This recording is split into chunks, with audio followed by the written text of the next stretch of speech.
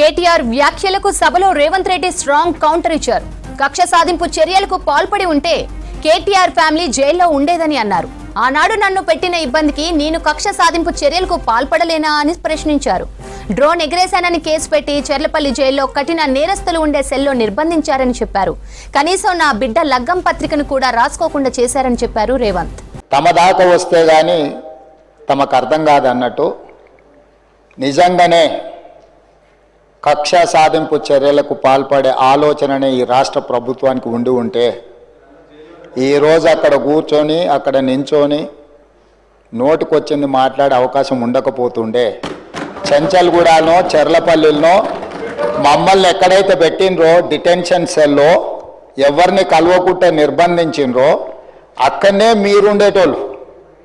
కానీ మా ప్రభుత్వం 15 నెలల్లో ఎవరి మీద కూడా కక్ష సాధింపు చర్యలకు పాల్పడలేదు. అధ్యక్ష, డ్రోన్ ఎగరేసిందని, డ్రోన్ ఎగరేస్తే ఎవరైనా అనుమతి తీసుకోకుండా ఒక డ్రోన్ ఎగరేస్తే ఆ డ్రోన్కు 500 రూపాయలు ఫైన్ వేస్తారు అధ్యక్ష.